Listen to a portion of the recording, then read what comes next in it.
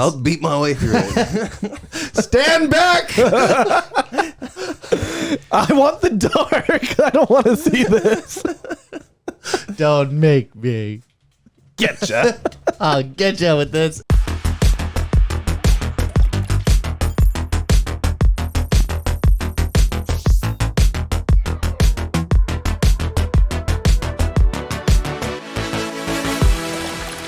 Hello, everyone. Welcome to episode 99 of Press Any Key. I'm your host, Pen Apparano. You can find us on social media at pressantykey.tv on Instagram, at pressantykey.tv on TikTok, and I believe the same thing for YouTube as well. If you're not already watching this video here on YouTube, you can also listen to us on all the major podcast apps. However, we think it'd be cool if you check out Apple Podcasts and Spotify, because that's where... The only ones we give a shit about. Yeah, that's really the only ones we care about. Stitcher, you can go fuck yourself. Anyway, with me as always, my co-host, Mike Burke, and give it up for Nick Havershow, everybody. We're back. The whole crew's here on the ones and twos, everybody. Gang's all here. How you feeling? Feeling good. Feeling right. Why do I feel Feeling like lit. you weren't here last week, even though I know you were? I was behind the desk. I was Yeah. in the closet. I was shunned. Now Nick's turn. He did a bad thing this week. I'm a naughty boy. He's just in the closet for being bad. That's not how you punish your children. You don't hit him and send him to the closet. I didn't ever get locked in closets. I sent myself to my room by the time I was in my teens, though. You know, It's just like, mom fucked up. Go into the room. there'd be some sort of dysfunctional argument, and I'd be at the center of it, and then somebody would say something really out of pocket, and that's when I'd leave. Just a quick peek behind the curtain. Anyway, Avatar: The Way of Water, everybody. Let's get right into it. I'm getting right into it because there's no coming back from that. All right, so this actually just broke this morning.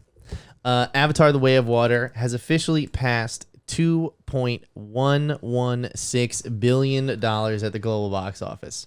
That's a specific number. That is a very specific number. You got to remember, this is now, when I believe like 13 years ago when they made the last one, they didn't have this type of real-time tracking. There was always some sort of delay. What's with that? Like, why is it not just 2.1? What's with that? Yeah. What's with that technology? No, like, why 0.116? I don't know. Okay. They're just flexing, bro. I thought it was going to be like that past, Spider-Man No Way Home at 0.115. So this has overtaken Star Wars: The Force Awakens. It's still on course to overtake Titanic. Mm-hmm. And not only that, it's what's it called? It's the only movie since the first Avatar that has had 7 weeks at #1 at the box office, domestically and globally.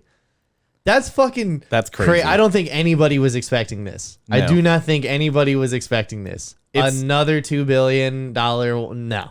It's like lightly followed, or not lightly, but like it's just followed by like Puss in Boots, which is like only doing like a 10% decrease week over week. Yeah, still, which exactly. is wild. Which I think we might have talked about it. You guys haven't seen Puss in Boots, right? I haven't seen it, but so good. So good. phenomenal. I can't recommend it enough. But now James Cameron is the only filmmaker ever to have three of his own films be in the top 5 grossing films of all time, and have 3 films that have cracked $2 billion globally. That's fucking crazy.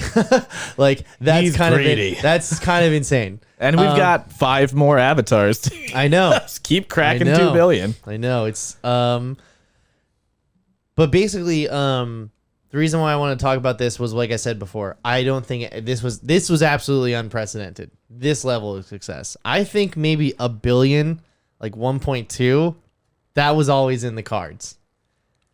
Almost 2.5, gonna do 2, like Will do 2.5. Yeah, will do 2.5. Almost like gaining on the first movie, which took 13 years to make 2.9. That movie itself is almost at $3 billion. Right.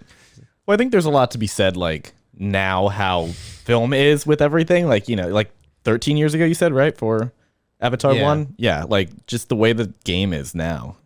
You can't, like, one-to-one it exactly, but... You can't, and also, Avatar 1, they did a re-release. What was it at before that? They did a second or third or fourth theatrical run? I believe they put it out when they first put it out, it did the same thing. You know, it was on the same weekend, December 17th, all the way through the holidays, through the new year, and they took it out in February.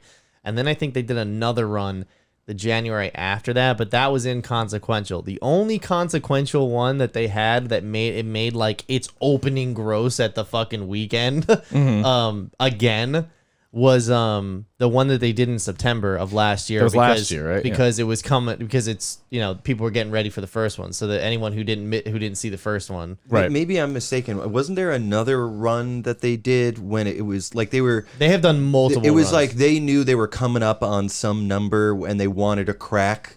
You know, Yeah, no. It was cynical and about like, was we know how we crack this. Yeah, it was 2019 because Avengers Endgame was the #1 movie. Oh, right, and right, then 20th right. Century Fox was like, well, Nah, before we bitch. finalize the sale, let's throw this motherfucker Not back on in my theaters. watch. Yeah, exactly. I wanted to bring up. I found this thread on Reddit earlier today. This has nothing to do with Chris Kunachuk. This is just a thread that I found on Reddit this morning.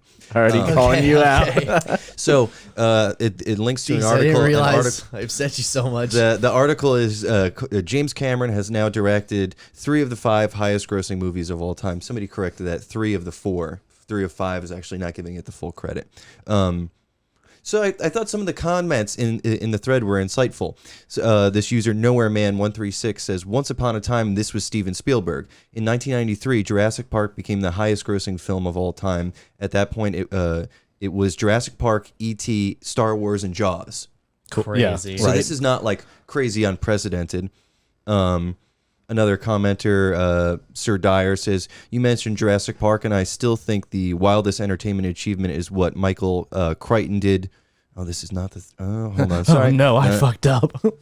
So this person says, all of those movies, the Spielberg movies, those are more memorable classics in like the film canon, like Western film canon. And all of their budgets were adjusted for inflation are less than 120 million. And they go on to say, once you account for inflation, increased population, the gross theatrical profits don't look that different. Jurassic Park, its theatrical worldwide gross was $1,031 million, you know, in 1993. Adjusted for inflation, that's about $1,500,898 million. Oh my god. So they go into the numbers, Right. and it all comes into the tickets come out to be about $1.59, or you know, each ticket Like sold per unit, yeah. per unit is about $1.59 compared to $1.90. So it's like this is on par with what Steven Spielberg was doing in the 90s.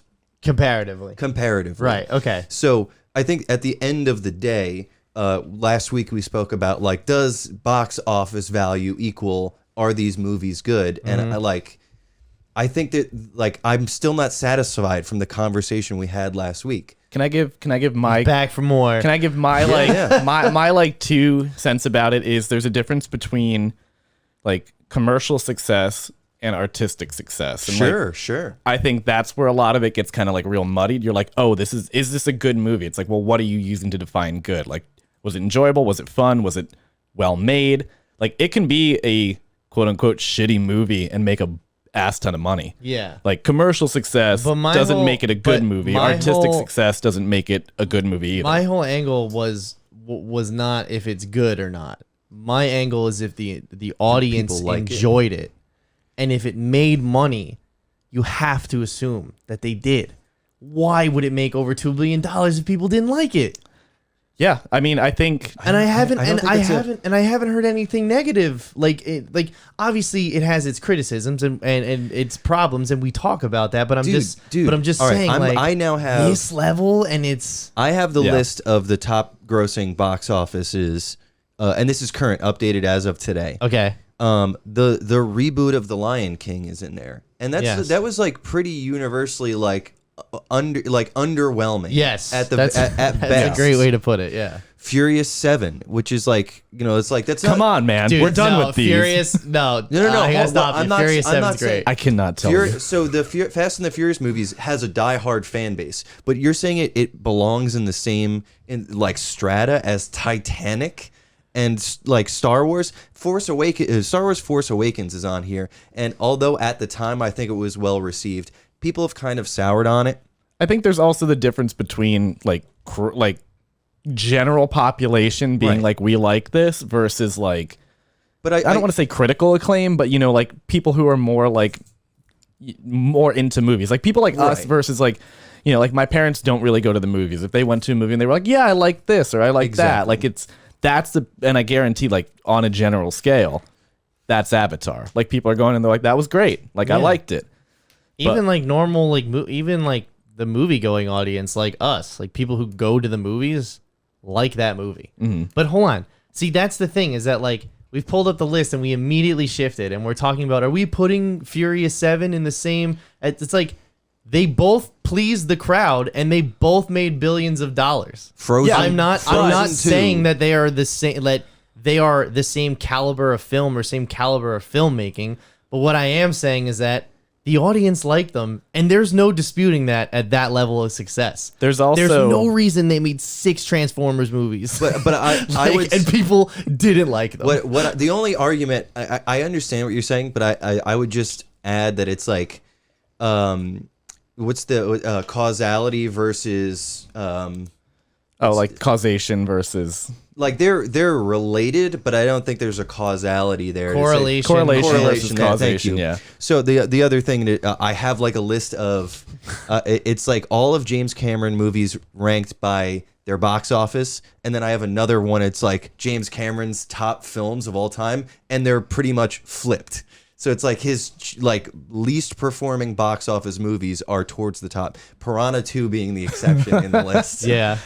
I think there's something to be said too for cultural impact. Like if something has a cultural impact, that doesn't make it, objectively good.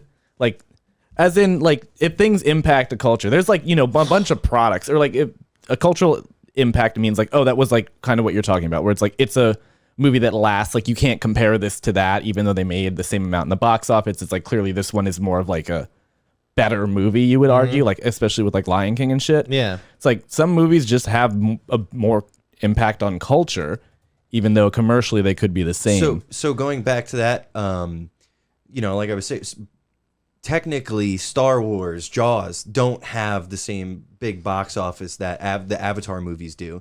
I would say they're much more culturally relevant and like more informative of what 20th and 21st century culture, the best we have to offer. I agree with that. Yeah.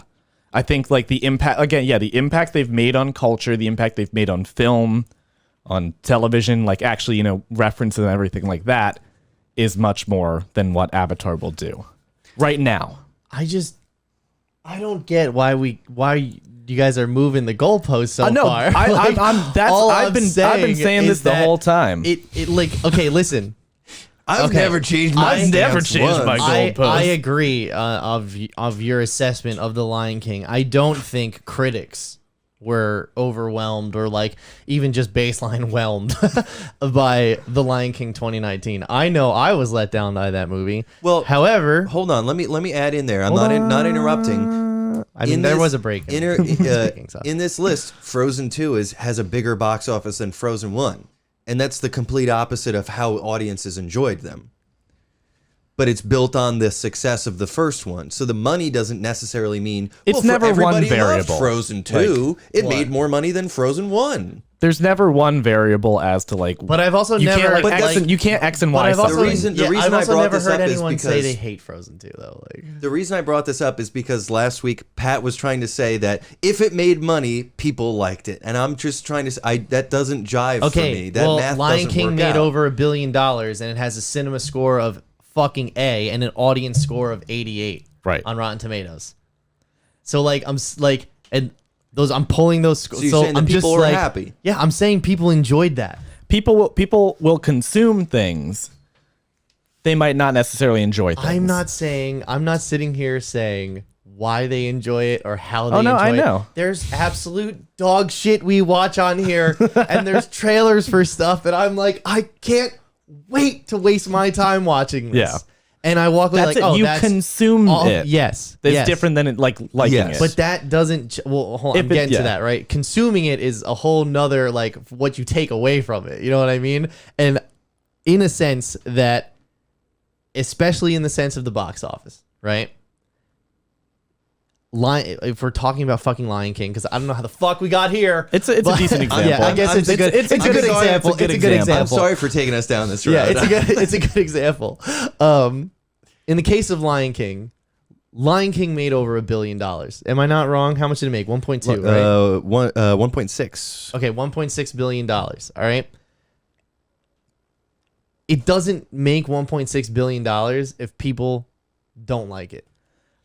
If people don't like something, you end up with Black Adam box office. Well, yes, but you end up with Morbius box office. There is a market for it's marketed for consumption versus marketed for impact. I mean, Yes, I feel that's fundamentally what it is. Okay. The Lion King was marketed for consumption.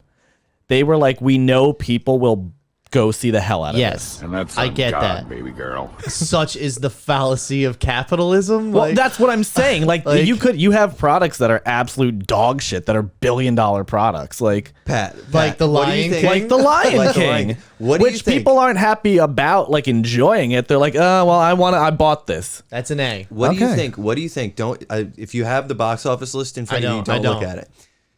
They're the top 4 Avengers movies. What do you think they are as far as box office? Like, I know you probably know the first 2. What's number 1? Endgame. Endgame. What's number 2? Infinity War. Infinity War. What's number 3?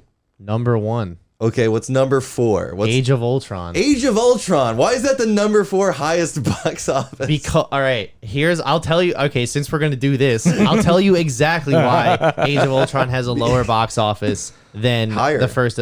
Age of Ultron has a. It's number 4. Well, I'm just saying it's like it's Wait. not the number No, it's 4 number 4, Pat. enjoyed. It's not the number. No. But we're talking about the lowest box office right now, right? That's No. Age of Ultron. I'm saying it's the 4th highest box office of any of the Marvel movies.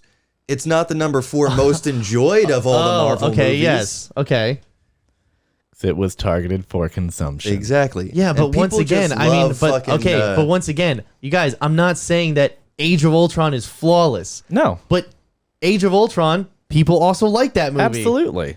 I'm not saying Baseline. I'm not saying people didn't. Baseline. I'm not saying You people boil it didn't down. like it. Okay, but that's the other thing too. I am saying that. I know. am saying, And I'm not that- disagreeing with I you. am. Okay, but that's the thing is that what you're disagreeing with me at this point by moving the goalpost. No, by, I'm not. By changing it, like, dude, can we just have a nuanced conversation and not say it's like it's either 100% one way or 100% the other way? I agree with your anecdotal assertions in specific perspectives. However, overall, you're not changing my mind. Movies that make $1 billion, Pat, you're not audience changing members my mind like. either. That's all there is to it. But that doesn't make them good. If people, okay, yeah, but That's all we've been saying. But I never argued that either. Like, I never said like the first thing I said was I wouldn't put Furious 7 up against Titanic in Right. quality. Yeah. But like, How about Alice in they were Wonderland? both they were both crowd pleasers. yeah. All right, I'm sorry for bringing this up again. I just thought it was an important conversation. What's the to second have. one? The second what? Alice in Wonderland movie. Through the Looking Glass. Because the first one I think is okay. The second one I feel is the one on the boat. It's not. Right? It didn't make it onto here, thankfully. Yeah, I didn't know they made a I watched second that. one. Yeah, I watched that movie and I had no idea. Like, I can't tell you a thing from it. That was the day that fucking Tim Burton died. When Yes. when he signed on to those. We'll movies. just wait for the Timothy Chalamet. Oh yeah, Willy Wonka The movie. Wonka, yeah. You know what? Actually, now that we're talking about Tim Burton and this whole fucking fiasco about audiences and all this shit. Okay, here's a great example. Nick, I want you to cut to the laptop right now. All right. Okay. Okay. This movie is fucking dog shit. Okay. Okay. This movie is absolute ass. Okay. How much did it make? However, I love it. Okay. I think it has some of the greatest jokes in Tim Burton's like comedy. Like, you know how he did like the weird dark comedy, like I think there's some great jokes in here. Like they're all hung up by Johnny Depp, right? Like Right. they all ride on him being amazing, right? However, it was a massive failure because it sucked and nobody liked it. Okay. It also didn't have like name brand recognition to anybody under the age of 50. Johnny Depp, Tim Burton. Yeah. I mean, that's getting up there with age Okay, of what do 50 you- though too. Like, What do you think ranks higher in the box office? Minions, Rise of Gru, or Spider-Man: Homecoming? gotta be It's Minions 100% Minions. Gru. It has to be. because What do you it's think- marketed for consumption. What do you think ranks higher? Despicable Me 2 or Spider-Man: Homecoming? Despicable Me too. Yeah. Well, Minions: Rise of Gru was. What do you think ranks higher? Despicable Me 3 or Spider-Man: Homecoming? Let me guess. It's Despicable Help, Me 3. help. Yeah, they didn't have What do you gentle think ranks minions higher? in Spider-Man. Minions 1 or Spider-Man: Homecoming? I'm so glad we're doing this on an episode where all I did was take a bunch of tone deaf reviews of what I know is some of your favorite movies, and I get to read them to you tonight. I can't wait. All right. I wouldn't call the Harry Potter movies some of my favorites. Really? but, I'd call I at call least the one books. of them. I love the books, but the movies, I think they're good. But I'd not say my they're some of my favorites. favorites, but Yeah. They get me nostalgic. yeah. That's true. Honestly, I did the whole watch through, I think like 2 years ago, and like, dude, I remember, I think I got into high school when they did the 6 movie and part 1, like 7 part 1 or whatever. Yeah. And I like never saw those Really? until like recently. Yeah, Oh, I only shit, ever those are saw really Deathly good Hallows ones, like- part 2. Deathly Hallows Part 1 was 2010. Yeah, okay. I actually did see that one. I didn't see that in theaters though. I rented that on demand. I watched that on the couch actually. On this couch right here. Not on this one. This one's got some years of watching ahead of it. All right. Anyway, but yeah, so Avatar 2, my whole thing was that it's I think this was absolutely unprecedented that it got this far and that it keeps going. And I think this is a sign of what's to come for the next decade. So hope you like blue people. Yeah. Oh, you just mean more Avatar. More Avatar. And I thought you meant like volcano Hollywood trends. people, magma people, lava Magma monsters. Yeah, we had some interesting speculation last night about what is going to be the creature that accompanies the avatars You know? in the next movie. It's gonna be whatever The the first fuck one was that- the bird. Yeah. The second one was the whale. What's this one? It's gonna be whatever that fucking thing from Thor: Love and Thunder was. The rock. The Goats? the goats. No. Please The say the rock. The goats. rock Oh, man. actually? Yeah, we said that. Did you? Korg? Korg. Yeah, Korg. And his No, but boyfriend with the mustache. goats, Yeah. the goats would be fucking awesome if there's like mountain climbing goats going up a volcano. No, I want like Taika Waititi to still voice it, and then to just like kind of plug into him and him be like, oh, like what happened? I don't like that. Taika Waititi's new movie is apparently falling apart from underneath him. Yeah, big surprise. I read this the other day. Anyway, all right, let's keep moving. So, speaking of big surprises, guess who's due? No, anyway, Dead Space Remake came out on Friday. Somehow, some way, I thought we were like, I saw the reviews come out and it was like glowing, like this is the way you redo Yep. it. This is the way you do a remake. This is that. And I got really hyped for it, right? As soon as I booted it up, I was hit with the same performance issues I was hit with Callisto Protocol, and I was like, no. Oh shit, really? But then the Day one patch. well, I mean, it wasn't just a day one patch. It was also just like in general, the 4K mode is fucked right now. So I had to drop it down to 1440p.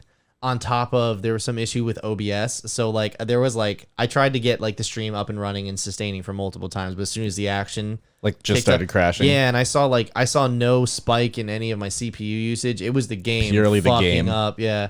So then when I took a break and like I did some research, everything. Punched some stuff in the garage for a couple of minutes. yeah. Where's Nico? So No. I just want to pet him. So, either way though, I dropped it down to 1440p, and I'd say that I'm probably like 7 or 8 hours into it. I believe it's an 8-hour or a 15-hour campaign altogether. Dude, this mic is fucking me up right now. I know. Hold on. Mike, you talk. I'm going to mute him. I actually watched I watched some reviews and I watched some kind of like edits and what people thought about it. And I played the first one. Is it 10 years ago? Like when did earlier, right? 2008. Thank you. Yeah. So yeah, 13 years ago, Avatar, same year came out. Yeah. What a time to be alive. How are you liking it so far? It's incredible. So I did. All right. So first of all, I've mentioned it on this show here before. I love Dead Space. I love the first 2 games. The third one I have tried to play at least 5 times over the past decade. I can't get past the second level. I don't know what they It's a did. skill issue. Yeah. How dare you? How fucking dare you do that right now? Yeah, it is a skill issue. It's because I suck. Yeah, we'll ride with that. This one, for me, is a 9 out of 10. I can't give it a 10 out of 10 because I'm saving that for the Dead Space 2 remake. And I don't because there's room to improve. But The needle sequence. dude, I heard that you were with me last night, so you I've wouldn't know never that. played the game, so I didn't know what it meant. All right, so everyone, we went to the Marigold show at Asbury Lanes last night. Check out Marigold if you like Tom Petty. Check him out on Spotify. And they didn't play their biggest song. Oh, teasing you. Yeah. Everyone was pretty upset. Yeah, well. Anyway, Scathing review. Yeah, really. No, they were good though. Yeah. I enjoyed them. But yeah, the bit with everyone kept asking me, "Oh, the needle in the eye, the needle in the eye." I'm like, "You fucking posers, that's Dead Space 2." You guys Like, don't know what you're talking yeah. about, do you? So, but for this one, it's not just the graphics, but they made improvements to the story overall. Like anything that was kind of weak story wise about the first one, they changed it. He talks now. He talks now. That's right. So he talked in Dead Space 2 and 3. And it's the same voice actor, Yeah, right? they got him. What's his name? I can't remember. Oh God, what's his name? Isaac's voice actor. Gunnar Wright. Yeah. So they got Gunnar Wright back, and he did 2 and 3. So I'm glad they got him back because I was worried they weren't gonna bring Isaac's original voice actor back, but they brought him back, and they made him and his girlfriend a little bit more intricately tied to the events of what's going on, especially since his personality now permeates this game, as opposed to the first game where Isaac was just like taking orders over a headset. Yeah. And like you'd hear him struggle or like, or like You'd hear a heartbeat, you'd hear some breathing. Yeah. And like, oh. They changed like the mission where you're firing The fucking asteroids. Yeah, they changed thank that to God. like, but they changed it to stuff that like Isaac's an engineer. Isaac's not a soldier. So all of his weapons are like engineering gear. And all of his training is in engineering. Go figure. Go figure, All his right? training is in engineering. So when he when he's faced with these problems, it's no longer just someone's feeding you information over a comm like the original BioShock. Right. Or it's like it's now along the lines of Isaac thinks of these things like I can reverse the polarity or whatever because I know how to do, or like Because he's an engineer. yeah. And there was one part where Hammond said something to him and Isaac, and it's weird because if I was talking about the original Dead Space, I'd be saying me because like that when there's a voiceless protagonist, the intention is you are the vessel for the character, or the character's a vessel for the player, you know. Whereas now I'm paying attention to like Isaac, his motivations, his character, trying to find his girlfriend. And it's cool that I feel like there's some urgency in finding his girlfriend now because he can express that he wants to find his girlfriend. Right. You know, it's not just kind of like, yeah, that's a task I have to do. he takes off his helmet to talk now, and dude, his face is hilarious. Hold on. So what do they what do they have you do instead of the like asteroid part? Instead of you actually firing guns at the asteroids, what they have you do is they have you recalibrate the guns to work with Isaac recalibrates the guns to work with his own. So now you're floating in 0G with the jetpack because they added the jet boosters to this one as a they took Instead them of from 2 just and 3. like Instead of just doing the fucking Pokemon the ice 0G. maze, like, yeah, exactly. Yeah. That's cool. That actually makes more sense for his character. Yeah, so that's his face, and I gotta be honest, I don't think the facial animations are too great. I feel like on him they struggle a bit. Like his emotions are never more than this. What actor would you cast to play him, just based on looks alone? Gunnar Wright, because that is his face. Oh yeah, is he an actor or just a voice actor? Yeah, no, he's an actor. He did the original. He was the whatever mocap? in the first one. Yeah, he's an actual. I mean, all these actors at this point, video game actors, you should assume are not just the voice actors; they're full blown actors. Yeah. It's very rare that they. Anyway, I'd put Chris Pratt as him. Yeah. Yeah, I could kind of see it, Bum, bum, ba-da-bum. It's a him. Man, I wish they did a I Dead forgot Space about that. movie. That'd be cool. Yeah, you think Chris Pratt? No, I'm completely. Oh, cool. All right. Me either. I wasn't gonna. Yeah, no. Like that's kind of lame. So this is being referred to as a smart remake because the enhancements to the atmosphere, the enhancements to the story, the gameplay. It's awesome because it's like they kept the core gameplay, but the areas are different, but the same. And like instead of getting on the tram to go to like different levels, it's all interconnected now. So remember how I said with Callisto Protocol, it's not like you're in a space prison and you get to explore space and solve puzzles and get keys to doors and have to backtrack and everything, right? And it's more like a straight line. Yeah. This is the exact opposite of that. This is exactly what I wanted Callisto Protocol to be in terms of level design. Yeah, I've heard it being compared to like a Metroid, where Yes. it's like you go through and you play out, and then it's like, oh, okay, I got, the fire ray. So like now I can go back to the first place and I can open that door. Yep, exactly. And they do that with his security clearance in this, right? Yes, Yeah. the security clearance doors. I also, I guess it's behind one of those clearance doors. I got to go back for it. I can't find the line gun. I got every gun. Oh, but they fixed that the too with the line gun. guns instead of just buying them. Yeah, so no longer do you buy guns. You just find them on people now, right? Yeah, which is a lot more like in world on how I guess you would do more it. realistic. I mean, like some of them, like the one you find on the dead Marine that has like the hand with the thing Yeah. through her chest. The flamethrower dude, they do that. You know that scare in Callisto Protocol where they make you go through they make you go in between walls like every other fucking 10 minutes in that game. But Loading zones. yeah. But I actually thought of Nick because I go through walls. Nick, yeah, he's like That's how he loads. it sounds like that Ghost Dad picture, the Bill Cosby movie, he goes through doors, he goes through walls. Dad's been going through a lot lately. Oh, Ghost what? Dad. I have no idea Now what you're you need talking to pull about. that up. It's a Bill Cosby movie. Yeah. Hopefully they Oh. won't sue us for playing Ghost Dad. Ghost Dad. Dude, look. Oh my god. The fucking hat. He's been walking through doors, he's been falling through floors, he's been going through a lot lately, but he's still Dad. You got that pretty like 80% correct. That's impressive. That was Pat's favorite movie growing up. Yep. Ghost Dad. God, was I betrayed. Anyway, So you thought of me. yeah, so I thought of you, Nicholas. You're absolutely right. Because when we were playing the Evil West, when we were doing the Evil West stream, you know how, your favorite part, when you squeeze through the wall for the loading section, and Nick goes, oh, what do you think they're doing here, Pat? Like that. The one time you squeeze through a wall in Dead Space, for a loading section, Yeah. I heard Nick, oh, what do you think they're doing here, Pat? And because I was laughing at my own internal monologue, I literally You missed disarmed the- myself for the fucking jump scare that they set up, which was the exact same scare that Callisto Protocol did.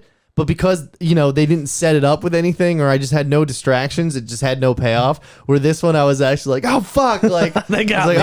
all right. Dead Space Remakes got me. I also have a clip, too. I'll put it out on the social of they hit an enemy in a new area where he was infamous for being in that area in the first one. Mm-hmm. So when I walked into the like- hallway, Running into Connor Healy at Woods Theater.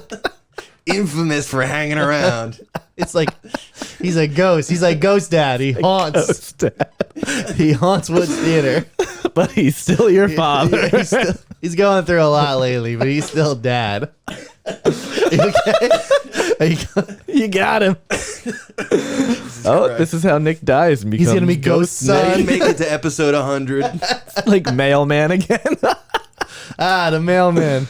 All right. Anyway, So the guy, so like the in guy, the expected area. in the expected area, the guy who's like up against the wall and everything. But the guy in the expected area he used to just drop out of event, but this time he drops out of event, runs at you, and they made everything darker. Like you have to be holding your gun for the flashlight to see things. He jumps into the roof, and I thought, okay, he'll be behind me. So I turn around, and when I turn the corner, there's already something there. So I was like, oh motherfucker, with that one, kill him. I turn around. I turn around. The door that I thought I was supposed to go through is locked, and I have to walk down the hallway that thing is in.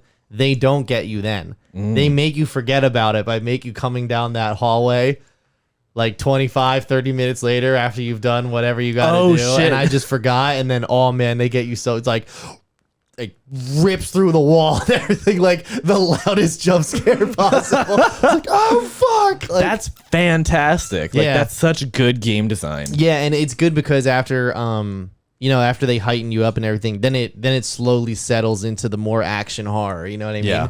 It's like now you're kitted out. You have more armor. You have more health. You have more bullets. You have more guns. You got more fucking like specialty moves and shit like that. They got rid of the gun from the first one where, you know how everything's got an alternate fire? Mm-hmm. They got rid of the pulse rifle's alternate fire where you used to duck, turn it in the air, and all the nozzles would then go horizontal, and then it would fire an umbrella of bullets around and kill everything. So they nerfed it. I couldn't wait to see that in like next gen. Like, how the fuck are they going to do this, right? They got rid of that and they just made the alternate fire a grenade launcher.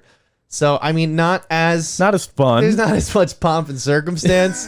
However, it gets the job done. Yeah, when you're effectively, in a you're doing what you need. It's not like I got to back myself into a corner, hope there's no allies around, and just and just unleash this hailstorm. Here we go. Yeah. And then they made the changes with like the engineering panels on the wall too, right? Engineer. Oh yeah. The power. Those are new puzzles. The power routing's new. So I like that. This is really cool, Nick. The way it works is like Mr. Puzzle Man. Yeah. Oh, Mr. So since when am I the puzzle Mr. guy? Puzzle Man. No, I just feel like it's a cool kind of concept that you'd like. This is it's kind a of brain like teaser. it's basically like pick your own poison. So it's kind of like, oh, okay, if I want to open that door over there that might like sidestep this one enemy or something, I can divert power to it, but I'll shut off the lights. And then have to deal with like whatever is with that. So like, isn't that the game with the little guys? What's the game that was popular through COVID? Among Us. Among Us. What? No, you're not doing tasks. No, you're not That's what I pictured. But I'll put it like no. this. But it's kind of like, do you want the area lit and you can see, or do you want to just have to like beat your way through this? I'll put it like this. I'll beat my way through it. Stand back. I want the dark. I don't want to see this. Don't make me. Getcha. I'll get you with this. Anyway, so the puzzle though is like you see one red line on the wall or like goes through like underneath and that's like the electricity that's turned off. And the one that's on is actually a blue strip that looks exactly like that, actually. And it goes to a fuse box. So the first time they introduced this to you, you walk all the way through this brightly lit room, like no signs of necromorphs coming at all, right? You get to the other side, and you got to flip the fuse so you can turn on the elevator, get downstairs. Mm-hmm. When you flip the fuse, you hear the doom, and all the lights in the fucking place go off. And then the emergency lights start to come on one at a time. But then you also hear the tink, tink, tink. And then you hear something come in the fucking room with you. And poor like, little tink, tink. Poor little tink. Yeah, so you're just like, oh, fuck. No. They've absolutely upped the audio game for sure, too. Because there's some points I don't even know that they're in the room with me. That's how sneaky they are. Ooh. And like, there's been times where I'll literally like, I'll shoot like two of them in the face and I'll be like, gotcha, bitch. And I'll turn around and one of them crawled in the room and all the fucking like craziness. Yeah. And he swipes at me. Also, the death animations are cool and you can skip them. Dude, if you asked me 6 months ago if this is how this was going to go, like I would have told you there's no way that Dead Space Remake would set the standard for remakes going forward, because now this has just set a trend. I hope you guys know that. It also made it's the new Avatar. It also made an impossible hill to climb for the Resident Evil 4 remake that comes out in March. Sure fucking did. So, I mean, you're going to be playing that one, right? That's going to be delayed. It's going to be delayed. Resident Evil 4? You think? I don't think it's going to be delayed. No? Dude, they put out a Resident Evil game every year in that time slot. Oh shit, you're right. You know what I mean? Like, you think about the last 5 years, like, yeah. Mike, you think it's going to be delayed because of this? It would be interesting to see if they were like, scrambled. Yeah, if they basically did what everybody did after Elden Ring and was like, I'm not putting my game out this year. Like, we're waiting. We don't want to touch that. Yeah. But truthfully, I think, Dead Space was inspired by Resident Evil 4. Yeah. And the fact that they both have significant remakes coming out within a month of each other in this new like landscape of having to raise the bar with remakes every time they come out, like I just kind of feel like maybe Dead Space set the standard a little bit too high for Capcom to clear the bar. You know what I mean? I just hope that Capcom took every feature creep into fucking account, that they're ready to roll patches out if they need to. Yeah. And I hope that they take a look at what dropped at the end of this month and the next 2 months of development that they have. They use that to maybe reposition. Like they can't fix anything structurally with the game at this point. No. But I mean, like as far as features, UI, like every video game should now have this feature where you know how like you boot up the menu and you just hit continue, and you know how sometimes it goes to like a loading screen and then it goes to wherever you last like left off. You know your save point. When you hit continue, the menu literally just goes away, and then the camera like unpausing. zooms out from and you're already in the game. Yeah. That is fucking crazy. That's cool. That's insane. Also, this game only loads up shaders once. It takes like 3 minutes, but then you're done. You don't ever have to. So the game starts up just like that. Oh, cool. Like I'm saying, it's like they took a lot of time and care with it, and it's clear that they really love it. And there's no fucking way that they're not doing the sequel. And I mean, like it's not. I mean, like that sequel is not coming in 5 years. That sequel is coming. I say they'll announce it 6 months from now, and it'll be out a year from then. Yeah, I mean, It's got to already be in development. If it's not, I mean, they're not going to like build it in like a new end. They're going to take all of this shit basically and rebuild. Oh, I'm too. Well, it's the Frostbite 3 engine. It's the same engine that they make all Battlefield games, Jedi Fallen Order Yeah, all was of made in that. those. All the EA games are made in that engine. So this is the first one to use the newest form of that engine. So Yeah, but what I'm saying is they're just going to be like, okay, I'm going to take all these files, I'm going to put them right here. That's what I'm saying is that they'll be able to do asset transfers. They're going to use the same assets, but I'm thinking the game's already in dev. Like they're already like at more than halfway done with the sequel. You know what I mean? I would bet that as well. Yeah. Because this is obviously a profitable franchise for EA. The one thing I did need to check out is the sales numbers because that's all that really matters is the sales numbers. Well, I want to know. Got to get your hits in, huh? That's how we measure success in this country. Well, in a capitalist society, yeah. Where are we at? The 24-hour peak of Steam was 30,000 players, Shit. Okay. and that's just Steam. Yeah. Let's see. I don't know if you're going to be able to get an update. Add let's some see. like waiting music. Yeah, we might not get anything just yet. We need like a fart, like a Yeah, we need like a. Oh yeah, like wow wow. something to follow up the drum roll with like success or failure. Yeah. Yeah. We'll work on that. Yeah, we're gonna need they're gonna need like a week or so. That they won't release those numbers until like next week. But either way, They're just smoking their cigars right now. there's a lot of people playing it right now. It's very good. If you're playing it on PC and you have a 4K monitor, just drop it down to 1440p. My frames doubled immediately. Like they have a problem. It's not like I say like. There was multiple people who were listing their high-end rigs who was like, I can't run this game. Why is this not working? Yeah. And so, like we said, future of the franchise, definitely Dead Space 2. Remake Dead Space 2, redo Dead Space 3. That's what I say you should do.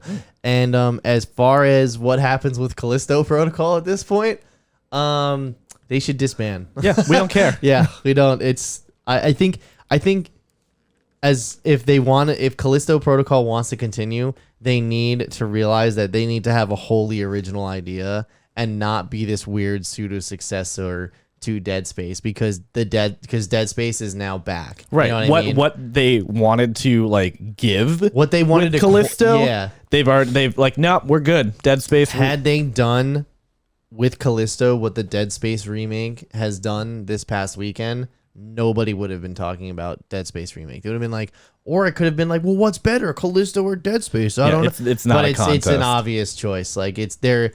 You couldn't even put them in the same league. You know what I mean? Yeah. Like it's as far as quality is concerned, because I'm pretty sure Callisto did sell well enough to get a sequel greenlit. So. Most things do now. Yeah, it really goes to show it's sold enough to get a sequel. That means it's good. He's gonna hit him. He's gonna go over to the desk and he's gonna hit him. It's just I'm just playing by his terms. He's changing my argument though. He's changing my argument. All right. Unfair. We're not doing okay? this. Like at least beat my point. Here, you guys can fight in the Change backyard. it. I'll record it for next week's clip of the week. In an octagon. We'll just beat our way right. through the dark. Don't make me use this. Don't make me use this. Okay. So Oscar nominations, everybody. Holy shit.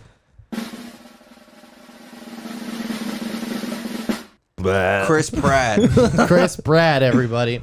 No, so we do have some Oscar nominations that dropped. Now I have a couple of them here. I have like all the major categories. The one thing I did want us to look up together is what is the difference between best adapted screenplay and best original screenplay? I think One is an original concept and one is adapted, But from something else. but that's the thing is that I looked at the movies that were nominated and I'm like, what was that adapted from? probably You know what I adapted mean? from books Like- or something. I guess. Actually, Yeah. that's a good question, but I would assume it's like obviously adapted from other material. Original screenplay is wholly original. Like Holes, best adapted, and we can all agree on and we that. can all agree on that.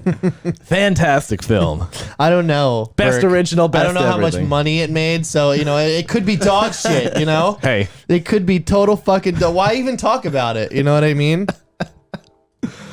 all right, figure Or out of course what, figure out what the hell could this go means. the other way. It could have made $1 billion, and then then it's in the pantheon of film. Shia LaBeouf wouldn't be where he is right now if it made $1 billion. That is true. Pat, this is just a technical note for you. You're creeping pretty far into Mike's frame. Yeah, I can see like he's there, just like real close. All right, I'm not even gonna read them then. Yeah, All that's right, I fine. guess. Yeah, it says from previously established property, but I guess I didn't know that those things were previously established which properties. properties? Okay, Well, so that's the thing. that's I don't know what the list that's is. pretty loose actually. Yeah, so like that's what I'm saying. Like you could be like, yeah, this was a character somewhere, so I adapted it. exactly. So all right, so I just have normally what the biggest categories are, what all the talk is normally around. So first up is best actress. Okay. They nominated Kate Blanchett for Tar. Yep. I haven't seen that movie, but I saw like the 4 clips that she's in. She's good. Ana de Armas for Blonde. Haven't seen that movie, but listen. I've seen the 4 clips. She's good. Once again, I saw the clips that matter. the blowjob I saw clip. the blowjob clip. I saw the pooping on yourself clip. I saw the threesome clip, and there's something else. Either way, she's Ana de Armas, earned it. everybody. She earned it. She.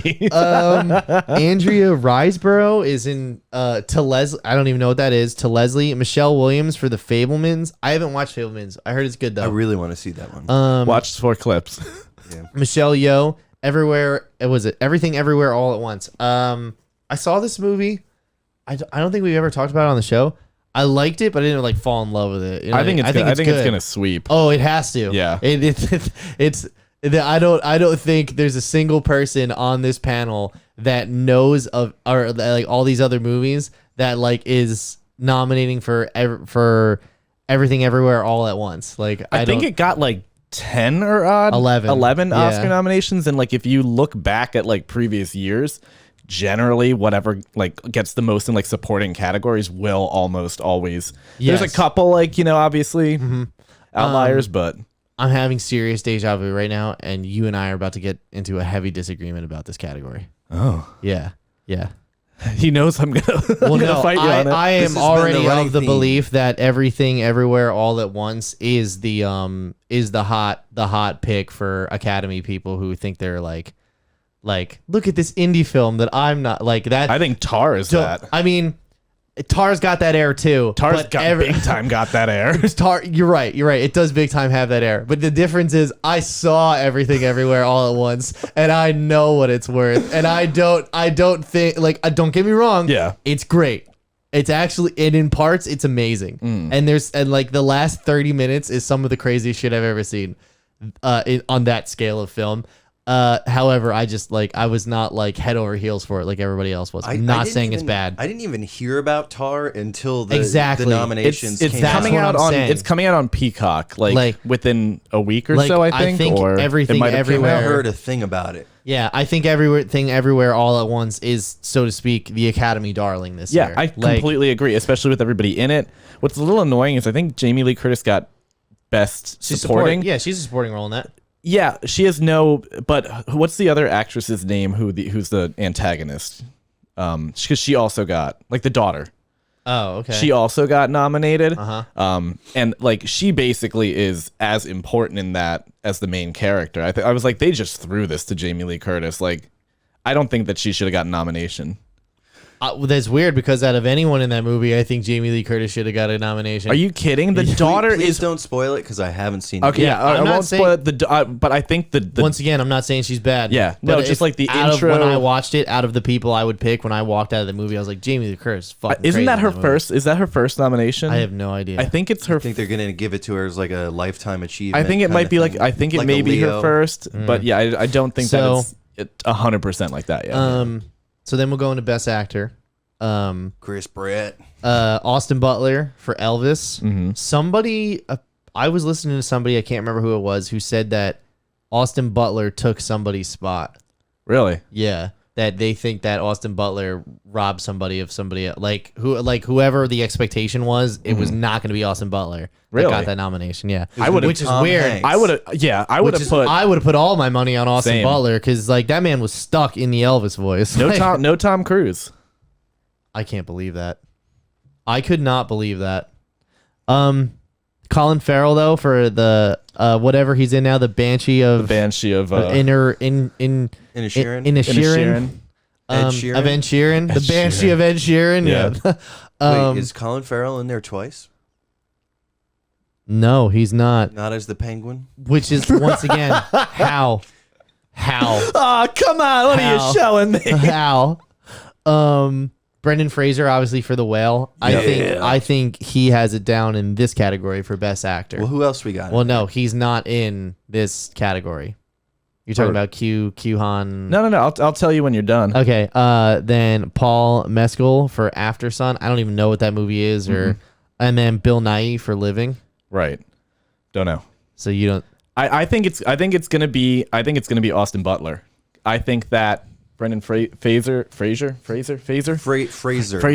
Set No Yeah, not no a TV. set phasers to Brendan. Set phasers to Brendan. I think him and Colin are gonna split. Like what would be? They're gonna share it. Well, no, they're gonna like rip they're the gonna Oscar in half.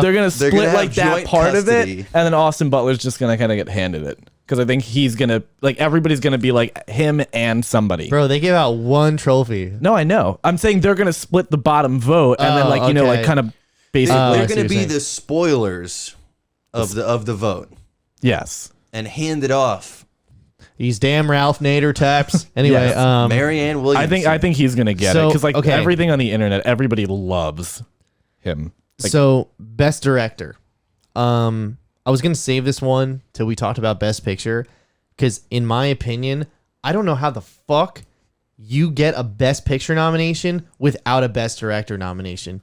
Explain to me how Avatar: The Way of Water has a Best Picture nomination, but James Cameron doesn't have a Best Director. Yeah, there's no bigger movie. I don't and not understand bigger like that. box office. I mean scope. Yeah. Like the amount of people this man had to direct on set. You wanna know the why? amount of moving pieces. Like Pat, the you same wanna thing. know Hold why? on. The same thing happened in 2010 with Christopher Nolan and Inception. The Inception got nominated for Best Picture, Best Writing. He all didn't this get a shit. nomination? He didn't get a Best Director nomination. Huh. How? Inception was not, but maybe not box office. It might have been one of the top ones. But as far as like literal on the ground direction of a movie, like all of the moving pieces involved with that film, how did he at least not get a yeah, so nomination? much practical effect. Like, what the fuck are you talking about? Like you're seeing through the director's eyes when you're watching a movie. So how the fuck does Best Picture happen, but Best Director doesn't? Can Same I thing ask a happened to question?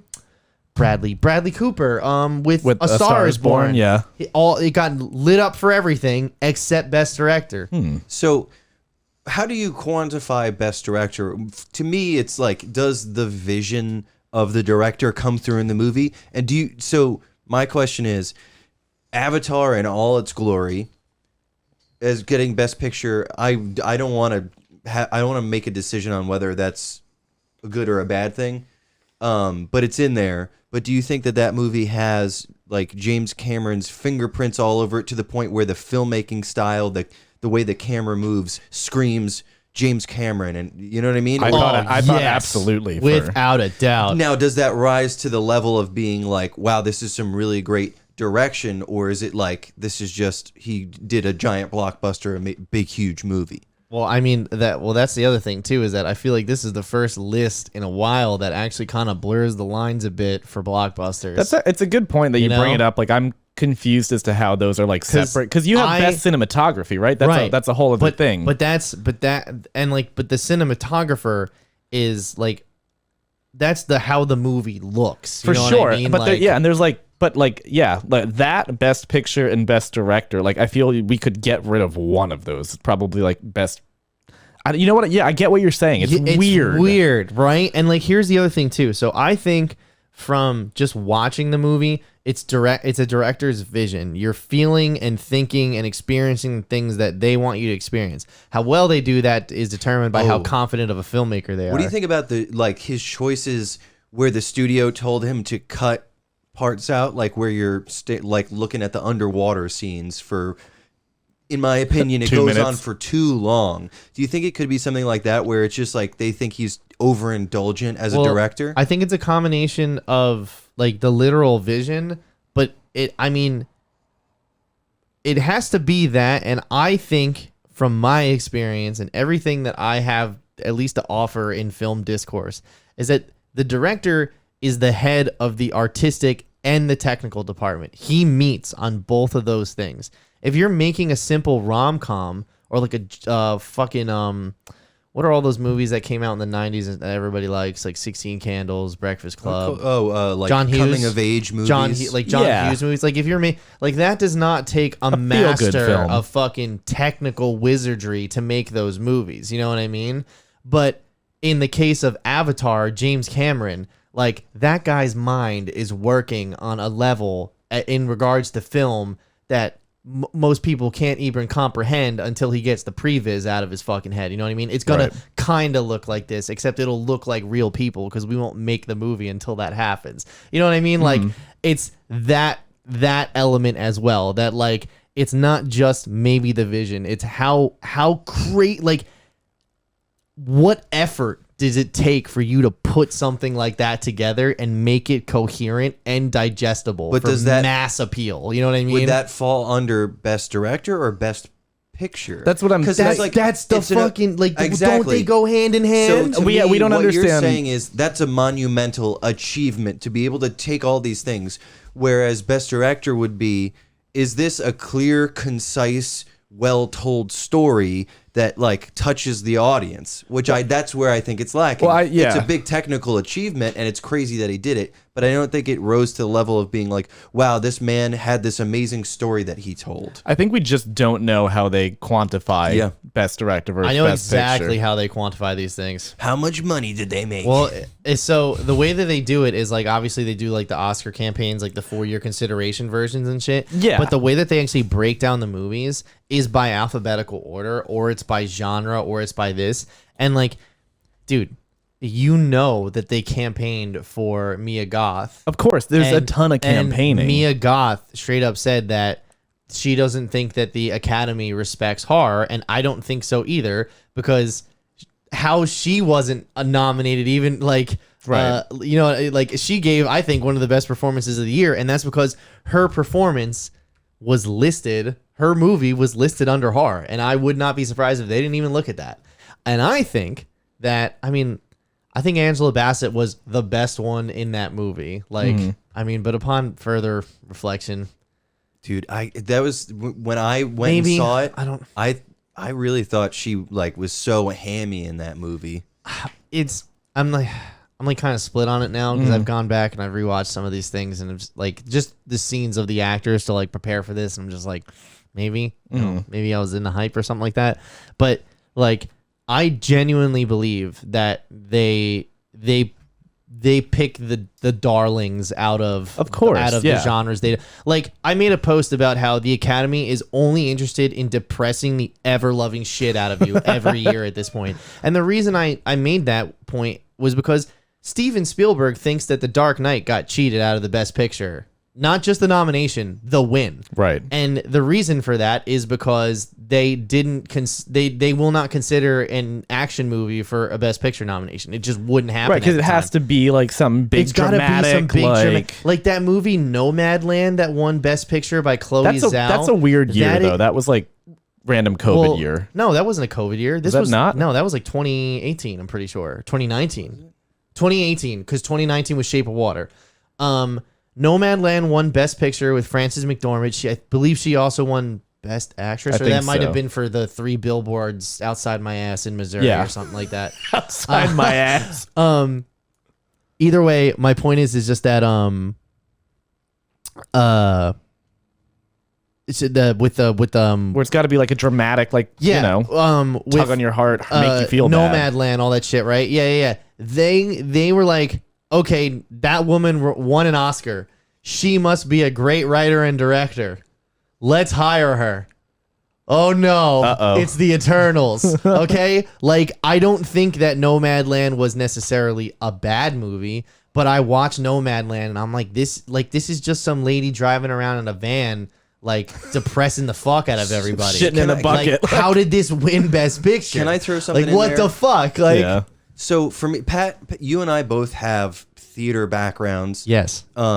So to me, the reason I think a lot of those films do well, especially because the Academy is made up of those Those of people, it's much harder to convey subtle emotions rather than like in a big blockbuster. The emotions that you're trying to convey are much bigger and obvious and like big anger and big sadness and big excitement. Whereas Nomadland goes, like, I didn't even see that, but I'm saying something along those lines I'm assuming would get into the subtleties of the human condition. That's a fair point, but that's kind of like, to Pat's point, it's like that's what they're looking for, Yeah. versus but the that's- range of different things. But now Yeah. what they've done by driving this But path completely agree. is you have created this space where now there is a huge divide between the Academy and the audiences that they serve. Less and less people even watch this show every year. They try to cut out awards as much as they can, and then the unions get all pissed off. Okay? Like, it's time to just let this shit go. Or give them out online. Send them a certificate, something.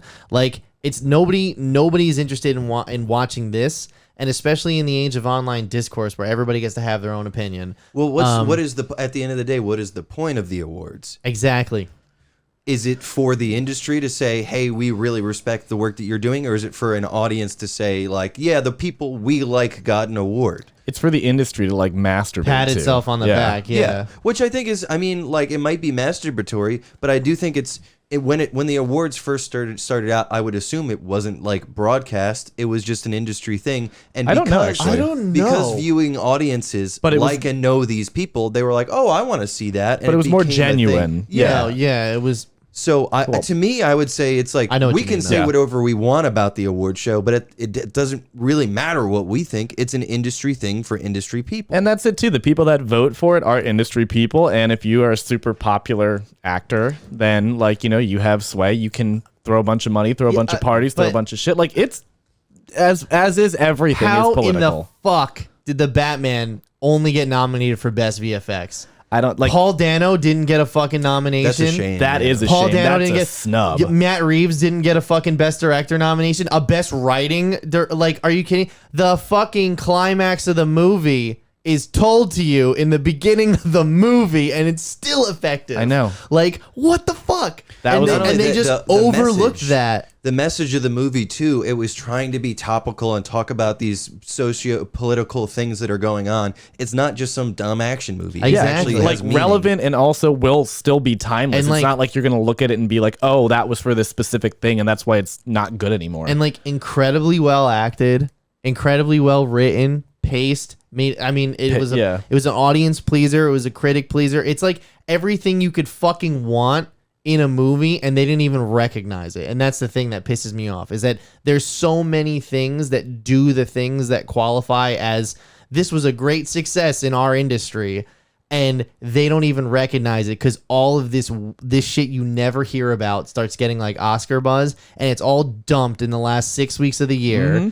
And then after it gets Oscar buzz. Then it gets its theatrical release in January and February because nobody's fucking going to the movies. So everybody goes and sees them. Yep. And then the awards come, they get their awards, and then nobody ever talks about them again. Yet we'll sit here and talk about Avatar 3 for the next 52 weeks. Yes. And that's kind of my problem with the Academy. So this brings it back to, is it for us or is it for the industry? So the movies that we're talking about, the Batmans of the world, the Avatars of the world, they are getting recognition constantly from all people across. They're making fuck tons of money, and everybody's like, James Cameron, you did it. You're a master.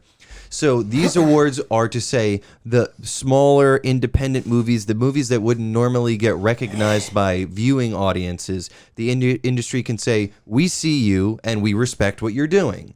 I think you're giving them way too much niceness. I'm not saying all of the time, but when a movie like that, like Tar that nobody's ever fucking heard of, what you're talking about is like for Cannes, for BAFTAs, like for things like that. Those are for what that is. This with the Academy is them being like, here is the most successful, popular, the best thing in all of movies for the year. And it's coming out of my mouth, so you know that it's true. Yeah. I think if you don't like it, that. fuck you. And that's kind of the attitude. Yeah, all of those other ones, like, which is how a lot of them, and like, don't get me wrong, a lot of recognition at Cannes. We watched the Oscars in college together, and we all got fucking hyped when Leo finally won, especially for The Revenant, a great movie that also deserved all the recognition it got. Right. But you know, so I'm not saying I'm not happy when someone's not recognized. Even that, like, that was more of a, like, hey, we recognize that Leo hasn't gotten the love that he's deserved. And that he crawled in the dirt for 8 weeks to get this award. Like, let's give it to him already. You know, he fought a bear. His competition wasn't that great that year, though. You know, I think it was like fucking that I Am the Danger. He was one. I Am the Danger. With the hat, Heisenberg. Walter White with Breaking Bad. What's his name? Bryan Cranston. He was in there for something. For like, what? it wasn't really strong. As the villain in fucking Power Rangers. That's right. Yep. Or Godzilla. So let's move into Best Director. We got Martin McDowell with the Banshees of Inisherin, whatever. We have Daniel Kwan and Daniel Schnert in Everything Everywhere All at Once. Oh, you know the Dans, Qual and Schnert. Danny Dan. We got Steven Spielberg Stephen Allen Jacobs for The Fabelmans. We have Todd Field for Tar, and we have Ruben Östlund for Triangle of Sadness. Never heard of that one. I've heard of it. Who's in it that's really fucking famous? There's somebody who's in it. I saw it like an Daniel ad for Schnert. Mr. Schnert is reprising his role as a director in this film of Triangle of Sadness. There's Woody Harrelson. That's who's in it. That's it. Triangle of Sadness. Yeah, these are interesting. It'll be. I'm really curious as like because everything what I've been seeing with Tar, I'm curious as what it's gonna pick. Like, I feel a lot of things are like randomly gonna or potentially sneakily might be that, but I don't. I still think Everything Everywhere All at Once is just gonna like clean the house. Also, we didn't even talk about that A24 also has like the most nominations of any studio ever. I think. Really? Yep. Wow. So then we have. I mean, A24 is another studio that's on my list, though. Yeah. On your list of they make great things, they but smell they their don't, own farts. But they make great things, but they smell their own farts too much, like to the ratio of great things that they make. Right. You know what I mean? You're like, yeah, you only get so much leverage. Yeah, exactly. Like if you were putting out fucking heaters every time, I'd be like, that's right, waft it in. That's right. Let me get some of that too. For me though, I'm glad that I'll they walk take behind chances. They take chances on weird shit. Yeah, which I don't get me appreciate. wrong. Like I'm into that. Like I'm all for that. Like, but I mean, fucking what's his name, Goatman at the end of The Lamb or whatever. With like, It's not for you. It's just no thanks. Get the fuck out of here. Nope is nowhere on any of these. You know what? I recognize that, and the joke of Nope has been fulfilled. Yes. with it lacking nominations.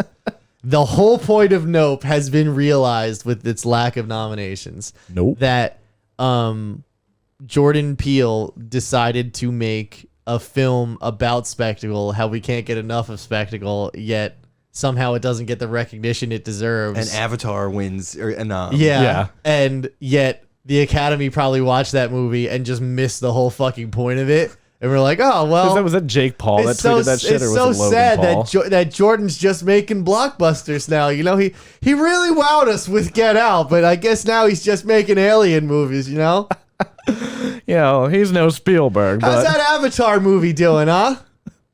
Yeah, no, I heard James is a prick on set though, so let's take that director trophy away from him. We'll dangle Best why are Picture in they front all of him. Canadian? Where's Tom Cruise at? Eh? Okay, best cinematography, All Quiet on the Western Front. I don't know how anything else will win after that. it's gonna be that. It's going to be that. Bardo, False Chronicle of a Handful of Truths. I don't know what that is. Elvis, Meh. maybe. Meh. Maybe. I It thought depends it on. was interestingly shot. There was a lot of sweeping camera motion. Well, It's cool. It's Baz Luhrmann. Yeah, but that's not the to thing. undercut that. He but didn't get nominated for Best Director either. That's fine. Um, that was and he's spectacle. straight. What? And he's straight. Okay. Really? Yeah, that's in because he. Well, it's like No, he this does- is a Twitter thing You're right saying now. that This is- a straight man can't have a little flair? What the fuck? no. No. I'm saying a straight man can have the level of Baz Luhrmann's flair without raising some questions. That's all I'm saying. I guess if we heard it on Twitter, he's got. Yeah, I was gonna say yeah. Twitter is doing its This Twitter literally thing. just happened this week. Yeah. This is not an irrelevant thing. Okay, well, I'm not on Twitter anymore. That's true. Elon Musk ruined that. You for got me. it, Sad That's what Donnie. did it. Best VFX, All Quiet on the Western Front. Avatar: The Way of Water has to win. The Batman, as much as I love it, no. Black Panther and Top Gun Maverick. Interesting thing about Top Gun Maverick, 90% of that is in camera. So Yeah. how the fuck is this clarified? And it wasn't on for best cinematography, right? I don't think it got a nom. Which, like, that's ridiculous. If you're literally fucking flying in a fighter They jet, invented cameras. yeah, And that's what I'm saying is that like I don't know when they make these technical awards, I don't think that they know what they're talking about. no, I completely and like, I don't know. I just like they don't like Tom Cruise anymore. Like they're staying away They from owe him. it to him though. They do. Best original screenplay, Banshees of Inisherin, Everything Everywhere All at Once, Fableman's Tar Triangle. See, it's all I know. It's all the same. Best Picture, All Quiet on the Western Front, Avatar: The Way of Water, Elvis, Fableman's Tar, Top Gun Maverick, Triangle of Sadness, Women Talking. I can't see how it's anything else than Avatar or Top Gun. It should be. You know, We don't know if it'll will. and like so. I already forgot what category we're in right now. Best Picture. Oh, okay. This is, I mean, and like so. I also in that other part of that post that I made, the other thing that that got my film friends upset was that because that's who it was for. The other thing that got them upset was that the Academy. I mean, the only reason that the box office survived COVID was because of two genres: horror and the summer blockbuster. Yep. The only reason movie theaters were able to stay open. When there was no new movies coming out and AMC theaters reopened, they didn't rent fucking Gone with the Wind for people to come back to the movies. They rented shit like Star Wars. Star Wars, which one is it? Empire Strikes Back was the highest grossing movie of 2020 for a while. Yeah, Because like, it was the that's only thing that wild. was out. It's like, so fuck, sure. It's not like they were renting like these Oscar winning movies. You know, the No. one that, as Nick so eloquently put, that they're shining a light on the things that get recognition all year long. But my point is just that they shit on the things that are literally keeping their industry alive. Yeah, they're on some they're level. they're going to the box and You know what I being mean? like, yeah, well, that's shiny. People liked that. I'm gonna- Exactly. yeah. That's what I'm saying. So Yeah, no one's gonna go see Nomadland in the middle of COVID in theaters. Like, nobody wants that life. So I don't know how it's anything else but Top Gun Maverick or Avatar: The Way of Water. What else did read me the nominees again? All Quiet on the Western Front, which is I think is a fantastic movie. Honestly, I haven't seen it, but I could see it going to something like that where it has popular appeal, but also is a little bit more art. Is not a box like a big Yeah. blockbuster. It's a war movie. Yeah. Well, remember 1917 came out, and that shit was in every category. And I was like, I watched that movie, and I said, because remember, Best Picture is defined by greatest achievement in filmmaking for the. I was like, how the fuck does anybody achieve anything else in filmmaking this year when I watched 1917? I was like, that movie is an intricately choreographed dance from beginning to end. Story and character and visuals. It's wild. All in one. Have you never seen 1917? haven't seen Oh, it. dude, you my have like God, it's dude. I watched that movie. I was like, I am certain that is going to sweep the Oscars. And then I forget who won. It was 2019, so I think Parasite won. And I was like, listen, I like Parasite. and that got Parasite's- like no nominations. That got like 5 or I was 6 like, nominations. listen, I think Parasite's great. And I was like, but as far as achievement in filmmaking goes for 2019, I was like, Sam Mendes should have took that fucking award home. you gotta like You gotta watch it when you can. It's yeah. fucking crazy. So yeah, I mean, listen, I'm definitely gonna check some of these movies out because I don't know when the Oscars are. Let me just check it out real quick. Oscars broadcast date. March 20, Sunday, March 27th at 8:00. Wow, that's late this year. I have no idea. I don't. Normally it's know in when. February. Yeah. We're just gonna get another slap. Oh I'm no, wait, hoping what the for. fuck? Chris Rock. Oh, Hold on, wait, that was for the wow. 2020. That felt like ages ago. Sure fucking did. Oh no, March 12th. Sorry, that was last Okay. Thursday. So March 12th. So it is a little bit earlier this year. So yeah, I'm interested to see who wins, and I'm interested to see how much money Avatar makes between then and the Oscars. Well, that'll be interesting. Like Yeah. what another week or Yeah. another month or change it has. It'll give me more time to stand on my soapbox and be like, "Look at all you motherfuckers I think it's looking definitely down gonna. on this genre while it's literally keeping your business alive. Your unions are paying their dividends with the credits from this movie. You fuckers!" Like, I think it's easily gonna do 2.25. Maybe it might do 2.5. I mean, if it's going past Titanic, it's gonna do more than 2.6. Yeah, Then that's mad luxurious. It's true. that is mad luxurious. All right. So speaking of mad luxurious, everybody, welcome to another game night. Okay, we are here. Did you forget about this? I Bert? did forget about this. Oh, I you're was in like, for where's it. he going? You're in for it. So this week we have an aptly named segment that Nick and I came up with. All right, you read the official title, and The then of- I'll read do my title. The AKA. You ever notice how we can't just have one thing? It says, I'll read what we decided on, and then Nick's like, and I brought the other thing that I said we should do. I love Listen, editorializing. That is one of my favorite things to do. So I support it. That's, you know what? I'm glad you love editorializing because he likes trivializing. You know what I'm saying? Yeah. So, all right. Anyway, we call it Harry Potter and the Curse reviews, and Nick would like to call it. I would like to call it sarcastic reviews and where to shove them. Yours can have a theme song. All right, everyone. Yeah, wait. So I saw this on our show notes, and I was like, "Is it the cursed child? Did something come out?" we have all seen all the Harry Potter movies. We're not including the Fantastic Beasts ones. So They're not Harry Potter movies. They're not. They're not. They're Wizarding World movies. So we're gonna do a read the tone deaf review, and you're gonna guess the Harry Potter movie. Ooh, okay. Are you All ready? right, yeah. Is everybody ready? Yeah. Okay. So first up, let Hagrid fuck. I hope that's it. That's not tone deaf.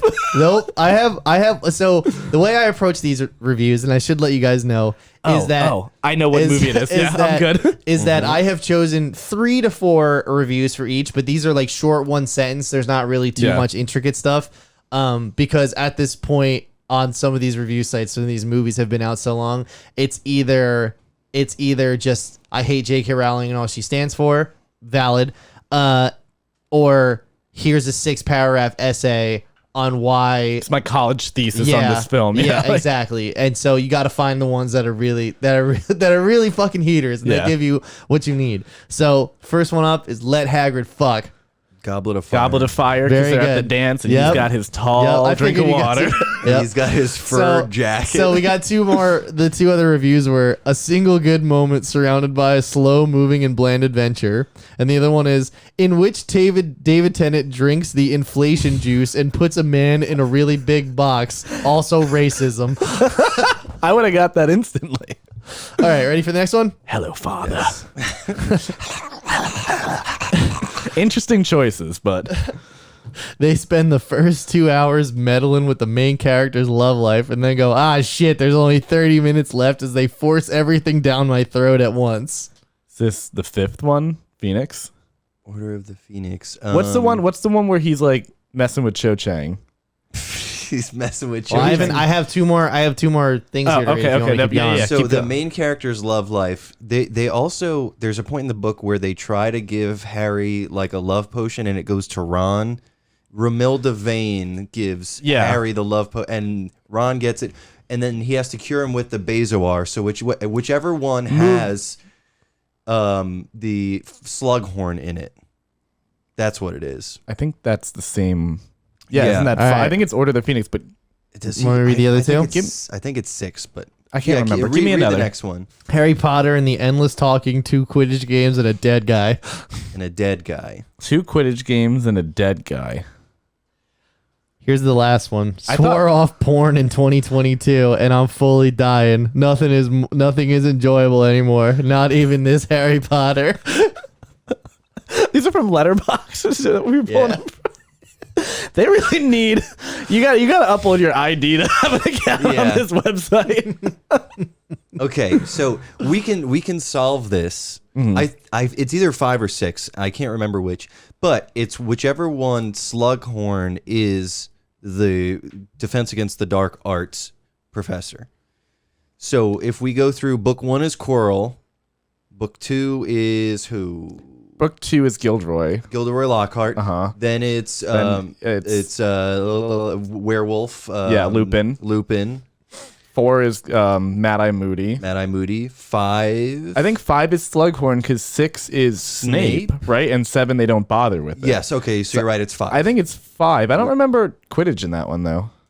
Well, I think the point they're making is that there was not a lot of Quidditch. Is it 5? Is it Order of the Phoenix? You guys are guessing Order of the Phoenix? I'm gonna guess that. Yeah, I'm gonna go with them. Okay, you're wrong. It is Harry Potter and the Half-Blood Prince. Fuck!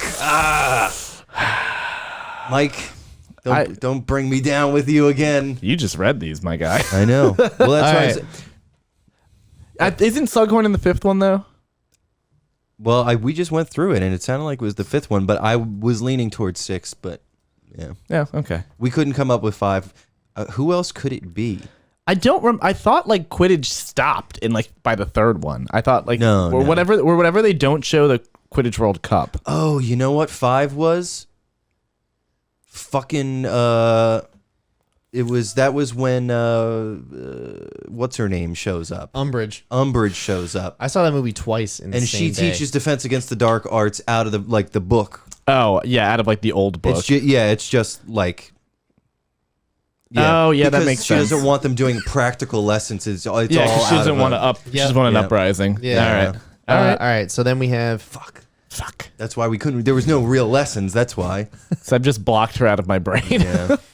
In my opinion, we should let Jacob throw a couple fastballs at Dobby the Elf's head. I just want to see what would happen. Jacob? Who's Jacob? Who the fuck is Jacob? I don't know. And then we have. Dobby. I have to talk. I gotta pull up the tweet. I gotta read. All right, read the next one. I didn't even see anything.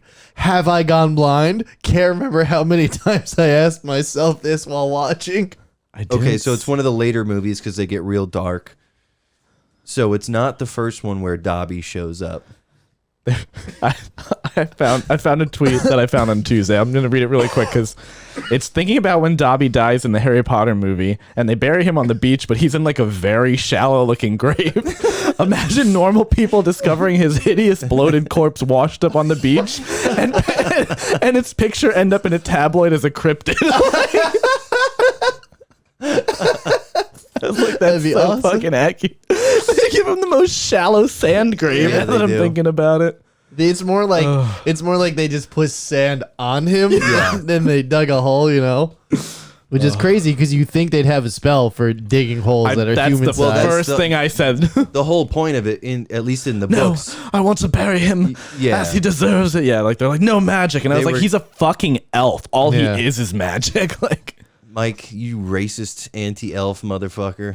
Bro, I'm going to be smoking goblins in 2 weeks, all right? You can call me whatever you want, all right?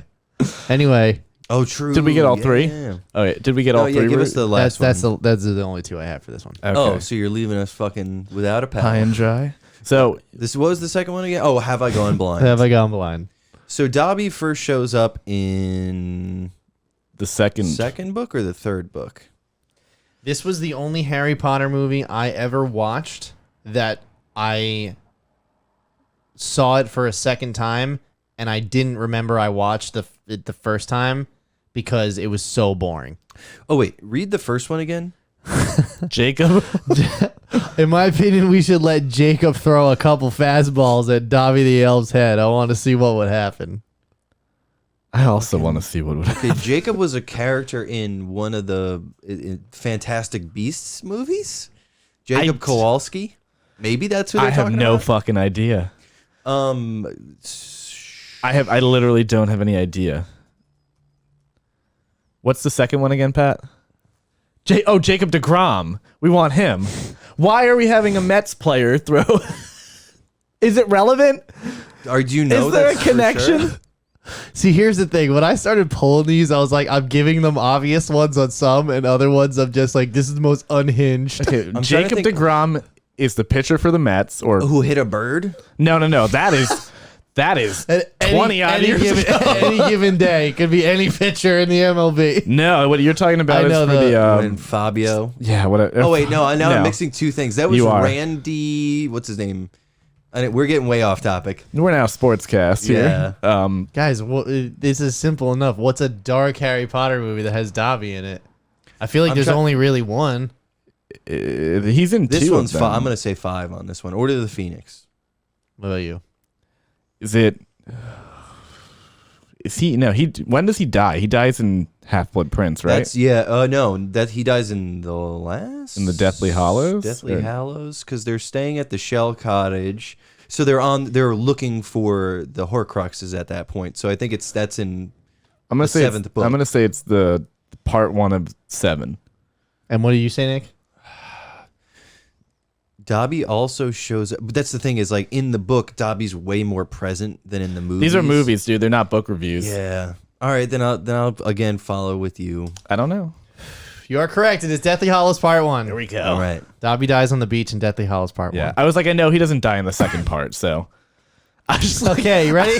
Ready for the next one? Yeah, sure. Would rather watch my parents fuck. Do they even know magic isn't real? Grow the fuck up. Do they know that they are on a movie set? This isn't real. I hope you know that. this person is dissociating hard. IDK, why this is everyone's fave. Like, huh? Hated it. Made me extremely jumpy. Can't recommend. Could have been so the much. fuck up, Okay, have you guys guessed it off of that one? No. Could have been jumpy. Like, I thought that was I thought that one was Read the it. tell. Read it again. Read it again. IDK, why this is everyone's fave. Like, huh? I would assume that's the Chamber of Secrets. I was thinking more. It's either that or 4. Like That's I what feel. I was thinking. Goblet of Fire again, but we already did that. Are there duplicates, Pat? No. Maybe it's Prisoner of Azkaban because that's where we got Sirius Black. Yeah, but he wasn't really scary in those movies. There was the night bus. I can tell you the last one, and that is the tell. All right. All let's right, hear it. yeah. Could have been so much better if Sirius and Ramus fucked. All There you right. go. All right. There you go. There we go. The tension between the two. Yeah. Yeah. So it's the third one. Yeah. It is be Prisoner of Azkaban. Yeah. Prisoner of That's Azkaban. true. Yeah, That I is thought like it was. I thought it was ever like I've never heard anyone say otherwise that everyone's favorite is the third one. Oh, a Chamber of Secrets, I feel, gets like a lot of love. Yeah, I feel like that's the last one that they tried to adapt everything from the book, and that's the last one that they did everything from Harry's perspective. The third one is when Alfonso Cuarón. Cuarón showed up, I believe, and he wanted to do it like a world instead and make Right. every character their own main character and their own I think story. just, because everybody loves Sirius Black and everybody loves Gary Oldman, as they should. And everybody wants to see them fuck. That would be... What the fuck is he, the... is he a werewolf when they fuck? And is he a dog when they fuck? Okay. Well, then it would. That would be something. You're like, all right, okay. that's Nice like one, James. that's like a meme because Yeah. like apparently there's a flashback where he's like, "Nice one, James," like after they bully some Yeah. kid. So, and apparently there is a theory that Sirius actually can't physically tell the difference between Harry and James. That they look so similar that his brain actually can't disassociate the two. So that's why he called out. I think James. it's just he's used to hanging out. Well, with his that's friend. what everyone is like. No, and then all the fucking diehards are like, Yeah, no, no. it's because he has a magic like he's so in love with whoever, like that's who he sees. It's like, no, shut up. No, and then he was fucking tortured for 13 years in Azkaban. Well, yeah. His brain's a little shot. Well, the other thing It's is the last that time he had like solid food. Harry's middle name is James. So you Wow, know, you get- I don't know who calls other people by their, but maybe in No, this instance, it's purely he's like, yep, I'm remembering hanging Yeah. out with your dad. yeah. Oh, this is just like hanging out with your dad. Yeah. you know. And it's just a slip Then of we his. kiss. Anyway. That's what I say to all my friends. This is just like hanging out with your dad. Yeah. All right. So then we have. Then I push him through a door I frame say and they that die. I say that to my goddaughter all the time. I'm like, this is just like hanging out with pops, you know? All right, so here we go. You ready for the next one? Yeah. This is basically body horror. Ew, my God, why are straight people like this? Mormon sex propaganda disguised as Mormon wedding propaganda. Is this all one review? And then here's the last one. Imprinting? Yeah, sure, buddy. Tell that to the judge. Read the first one again. I think it's Chamber of Secrets because I think it's when they drink the Polyjuice potion if it's body Yeah. horror. But also, again, it's like I thought the werewolf transformation scene Oh, is that's- fucked up. But isn't that in That's Chamber of Secret. I'm Prisoner of Azkaban? Prisoner right? of Azkaban. Yeah. Yeah, that's more body horror. Oh, I mean, like they get all. But you guys already got Prisoner of Azkaban. Yeah. Can you? Oh, what about when they used the Polyjuice potion to make everybody Harry Potter? You know When? when they're leaving Privet Drive, they do that. Their plan was to just have everybody be Oh, Harry. right. Yeah. I don't know. What are the next ones, Pat? This is basically body horror. Then there's, ew, my God, why are straight people like this? There's Mormon sex propaganda disguised as Mormon wedding I propaganda. don't understand any And single then part there's of that. Imprinting? Yeah, sure, buddy. Tell that to the judge. Imprinting. Is this a Twilight movie? Oh my God. I don't like that you're winning. Take a bow, Mike. Take a bow. Thank you. Because I remember, I was like, and Jacob imprints on whatever Bella's baby in her stomach. So I figured that one would be the tell, but I was like, there's no way that neither of them are gonna get this at this point. But now that we're talking about it, I remember in college telling you I had to read the Twilight book Yeah. in one night, and you were like, "Oh, dude, it's a breeze. It's like written like a fifth grader. It's literally it's written I like finished the childhood whole book fanfic. in one night, and I gave it to you, and you asked me how it was, and my response was, I think fifth grader was generous. Like, but that's the Twilight series, Breaking Dawn Part 1, everybody. Mike, I'm impressed. Thank you. Well, With the werewolf thing, that also like there's a lot of subconscious. Like we were talking about Jacob before, and then we got werewolves. It's just you structured this in a lot of like breadcrumbs throughout the rest. Yeah. I'm giving you more credit. You didn't do that, but that's how it was. Yeah. I didn't plan for that. The other thing, though, is that I think is funny about the Twilight series is that the Twilight series is another Warner Brothers like IP that they tried to make as successful as Harry Potter, and it did make close. Like, don't get me wrong. Oh, yeah. Like it more than was worth purchasing the movie rights for. But every single one of these movies sucks so bad. There's not a single good thing in any of them. Yeah, it at gave all. us Robert Pattinson, so that's good. My favorite thing Well, is that where, actually, like, I don't think that's necessarily true. Kristen Stewart's also great. Like as an actress now, like I think she's fantastic. But Nick, Robert Pattinson started in Goblet of Fire. That was his first on-screen role. Yeah, but that, My son. he wasn't a star That's my from boy. his two Yeah. scenes Yeah, as Cedric Diggory. my boy. Isn't that when he like That's walks my son. down in? Is that one of the things? Like he floats down and like Are you talking about Twilight or Harry Potter? I think in Harry Potter. Maybe I might be getting Floats them. down from It do what? go down. It do go down. It do go down. I think he like walks down. Like he comes in walking. I'll find it. Walking down from what? Like the sky or something, or like That is- flies down. Not that I know of, not in Harry Potter. He's not Jesus. I mean, they're basically all Jesus and Harry All right, Potter. ready for the next one? Okay, so it's really quite incredible how they can adapt a best-selling book into a 2.5-hour long film in which nothing of any importance actually happens. I thought you were cracking yourself up. Now this feels like Deathly Hallows Part 1. Then there's Where they're just out in the woods the whole time. Right. I guess Part 2 has a lot of woods in it as well. then we have Harry is not a Potter. I sat through all 8 films and he never made one pot. Clickbait garbage sucks balls. Then we have, cancel culture's gone a bit too far when a privileged white boy murders a professor with his bare hands just because he was wearing a Fake. turban. Oh, so we're in the first one. Sorcerer's Stone. That's right. Not me. Not Hermione. You. You. You can't. He murders a dude in a turban. How does he kill him? What sort of magic is this? He touches his face? Harry, and because he has the Horcrux or like Voldemort enemy, kind of just like turns to stone and crumbles. Quirrell touches Harry. Yeah. I think in the books, Harry touches Quirrell. Quirrell touches No, Harry in the first, and then movie- he's like, "Oh shit!" And then Yeah, Harry's and then like, Harry "Come touches here, his you face. bitch!" Yeah. Okay, then. Ready for the next one? Looks like shit and J.K. Rowling a bitch. Tell it. How the faculty is okay with this is beyond me.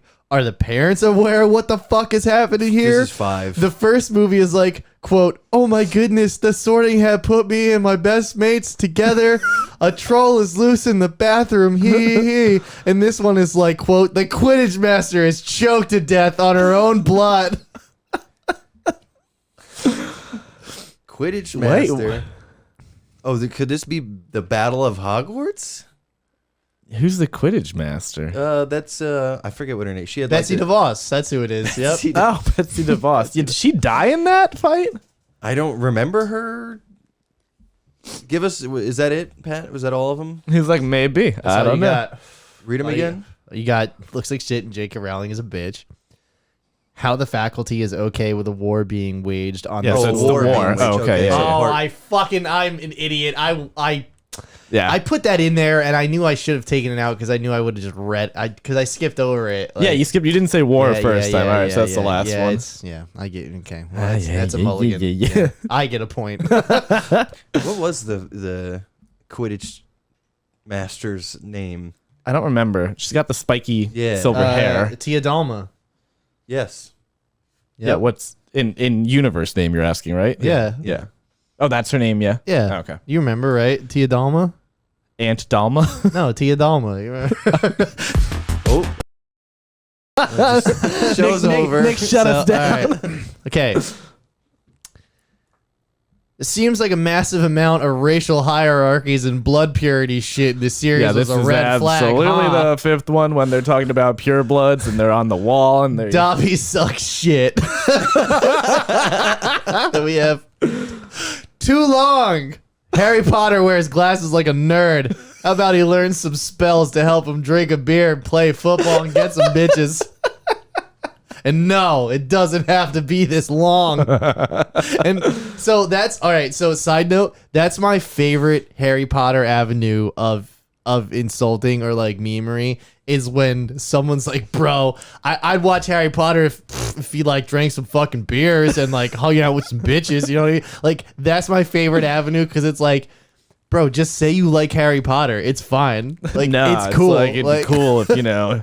I watch Harry Potter more if he was smoking weed and like rolling in the club. Why don't you apparate yourself some bitches? Accio bitches. Accio Accio bitches, bitches. and get out of here. Okay, so which one? That's the fifth one. Yeah, that's the Order of the Phoenix. No? Hold on. Wait. How do we have any left? We didn't. Oh, we did. Oh, no. We didn't do the second one, right? We didn't do Chamber of Secrets. I guess not. That's Read all 'em- about some like blood purity shit. Oh yeah, you're right. Yeah. Yeah, the heir of Slytherin. I am Mr. Oh. Dildo user, or I am Dildo Master. Dildo Master. Yeah, Lord something like that. Voldemort. Yeah, like they rearranged Tom his- Marvolo or Yeah, whatever. so it's Chamber of Secrets. Yeah. All right, last one. Ready? Here we go. I could easily beat up Harry Potter and his stupid little wand. My attention span did not match the timing of this movie. I'm surprised David Yates hates people with developmental disorders so much, considering he clearly has one himself. Fuck them all for literally, why did it have to happen? It was so unnecessary. J.K. Rowling, you fucking snake. What's weird is the second one's not long. The second one is the longest one by far. It's 2 hours and 47 minutes. Is it fucking that long? I Doesn't thought, feel that long. and I thought the last one would be like a normal like finale, like 3 hours, like, you know, bye-bye. That one's the shortest one at 2:05. There's no way the It's second literally one is that long. No, the Chamber of Secrets, right? Yeah. Okay, yeah. Chamber of Secrets is 2:45. No I believe. shit. Let's see. It does not feel like that. I thought like Goblet of Fire was longer. I mean, I'm wrong probably, but Yeah, 2:41. That's the longest one. Here. what was Goblet of Fire? Yeah, Chamber of Secrets. Goblet of Fire is 237. right behind it, yeah. Half Blood. 233. I mean, like they're all. These are I within mean- margins of 10 minutes. Right, but then like you look at that's 18, not 1. But Deathly Hollows 2, which I expected to be the longest, is actually the shortest because it's just set up battle. You know what I mean? Right. And the Deathly Hollows Part 1, I wanted to talk to you guys about. Do you guys like that one? I don't remember. They're just in a tent in the woods. Oh yes, that one is slow. It's really slow. Yeah, it's do they do the Gringotts? It's A24's thing in take that on one? Harry I Potter. think they do the Gringotts thing. That's pretty cool, but It's slow, but that book is so long. I feel they took all of the wrong parts and Yeah. like used Oh, like yeah. you could have made a decent movie that was more interesting. And I get that they had to do like they had to stretch it out so it could be 2 movies. they had to stretch it out so it could be 2 movies, and they're also like, okay, well we have to go get this Horcrux and we have to go do this and we have to go do this, and like I think like the whole thing with Dumbledore is they just see his fingers like black. Yeah. They don't even like show anything like the fucking like.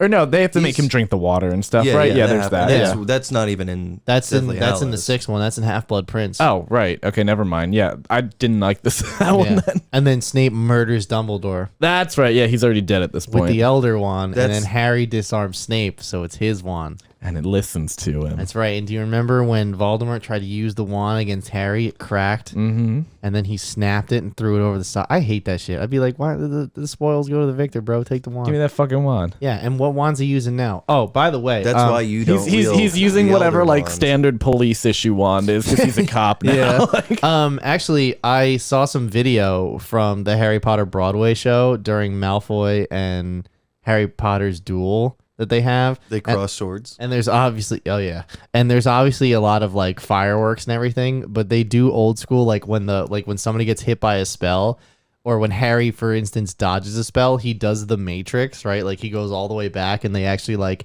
slow the music down and him down, and everybody on stage like pretends it's slow motion. okay. If you look a little bit closer though, they're up against a black background and they're in spotlights, and the way that they're able to move through the air and do all these things is because Someone's there's people behind in them. morph suits all in black. Like when they get hit by a spell and they flip around the stage, they literally pick them up and spin them all together, and then like they'll stop and like he'll do a spell that like puts him on the ground, and then they'll put like it's just fucking have- crazy. They only have jockeys being the actual like actors for the main characters. Yeah, so they're like tiny little, enough. little people. Hey, did you ride a horse at some point? Oh, yeah, me too. How's your singing voice? It's up there. Yeah, I bet. But yeah, now I want to see that. I'm very Have you much. seen it, Nick? No. No, me neither. Are you I've guys heard familiar with the format? I've heard a Of breakdown Broadway, what the yeah. plot I is. know the format of Broadway. I'm pretty well, sure. Okay, well that's a little bit that's a little bit rude considering it is very different compared to your normal standard affair. First of all, before the pandemic, when you bought tickets, if you bought tickets, you bought tickets for 2 shows. If it was a Monday show, Act 1 was Monday, Act 2 was Tuesday. If it was Wednesday, Act 1 was the matinee, Act 2 was the evening show. You know, Right. Thursday, Friday, Act 1, Act 2, same thing with Saturday, Sunday, right?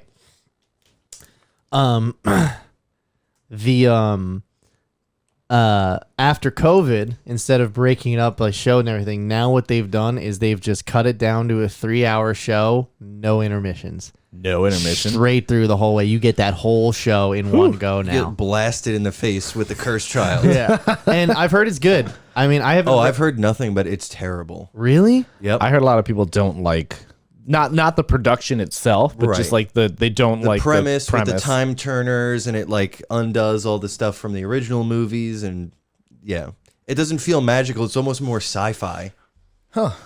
I could see that. That's so weird that you're the first. I mean, you guys are the first people I've heard that said they didn't like it. I've only heard glowing. Again, we haven't seen it. Yeah. Everything I've heard about we it is should go see it criticism. though. I want to see it. That'd be cool. I looked into tickets and I found row G on the aisle, like in the middle. It was I think it was only like maybe $200 a pop. After fees, I think it came out to only like $400 for 2 seats on the I aisle. don't know if I want to spend $200 to see that show. In the orchestra though, with all the effects and everything, I and can- the I big can- proscenium. yeah. Fuck yeah, you want? I that's a show. Like most shows, I like to be in the mezzanine for, looking down so I can see everything. So I can look down at all the poor people. Yeah, pretty much. But for that show, I'd like to be because they shit that flies over your head, Oh, and that's like cool. there's scenery up in the the fly of the behind the proscenium in the theater. So they'll have like shit flying around up there, and you're not going to see that if you're up or if you're back underneath the first view. Underneath that's cool, yeah. You know what I mean? So I would want to be in the orchestra for that. And my rule is if it's 200 and under in the orchestra, that's good for Broadway. Because like, you know, I waited for Hamilton tickets for so many. I mean, they only just came down to maybe 300. They're you know? still sold out through the entire run. I know, it's fucked up. Mike, you fucked saw up. Hamilton, I right? just went and saw it. Yeah. Yeah. It was great. So, Pat, you're the only one who hasn't saw it? Seen it? I mean, like, no one is. When did you see it? Did you see it back when, like, Pre-COVID? yeah? Did Well- you see it when, like, famous good people were in it? Not that this Yeah, I wasn't, mean, but, like, it wasn't the original cast, but Yeah. it was. They were good. Yeah, I same. just don't know any of the names. I'm seeing Sweeney Todd reboot. yeah. Oh, that Josh would be with Groban? Josh Yeah. Groban. I want to see that. I have tickets to he'll that. do great in that, honestly. I think I don't know when it opens. I'm going March 4th. It's a Saturday Cool. evening show. I want to go see Jinx Monsoon is in Chicago. Is that a Broadway show? Chicago? Oh, okay. Yeah. Yeah, there we go. I thought you were like, I want to go see this musician in Chicago. Jinx Monsoon is a drag queen. It's the most winningest drag queen in RuPaul's Drag Race history. I like how Chicago's become a show to showcase celebrity talent. Yeah. It's not a joke though, because this is the last thing, and then we'll move on to clip of the week. I went and saw Chicago in 2008 or 9. I'm standing outside the theater, and I see a sign that says featuring Ashley Simpson Wentz. And my little pop punk heart exploded. And yeah. Ashley Simpson was married to Pete Wentz at the time. Was she good? No. She was okay, but she was blown out of the water by her co-star, who was an actual Broadway actress who had, you know, presumably worked her way up to where she Yeah. got. And I mean, every fucking scene. Not like that Ashley Simpson who got it easy based on her sister's name. Who's up Whereas- there lip syncing on SNL? where yeah, she's up there and she was fucking blowing it out of the water. And who's the like I said, Ashley Simpson, she was okay. But Ashley Simpson Wentz. Ashley Simpson wins, but Got you I forget going. who her co-star was, but she was so much better. Anyway, Nicholas, Oh yeah, it's the clip of the week. Oh, it's the clip of the week. It's the clip of the week. Taco Bell. all right, yeah, at our favorite spot. Cantina. I'll be there in about 45 minutes. Yeah, right. Oh, I've seen this one. So I guess They're that drunk. guy's getting a little aggro, you know. Oh, all right. We got a. Oh, yeah. Just dropped him. Don't fuck with a Taco Bell employee. Oh, he's down. He's There not. seems he's to be out. quite a lot of videos of fast food workers just clocking customers. I mean, out. why would you not? If you're paying me fucking minimum wage and this is. So I oh, think there's that's blood. blood. Ooh. Oh, boy. Well, he deserved it. If you're going to come up at somebody, See, don't come up against somebody who can fucking suplex you. yeah. I'm Be able to back it up. Unfortunately, this is. Oh, look at that. Oh, that's perfect. I don't The know. dunk- textbook. Listen, I don't know what the fallout from this was, but the unfortunate part is that employee probably got fired And arrested. and there is probably a massive lawsuit on Taco Bell's hands right now.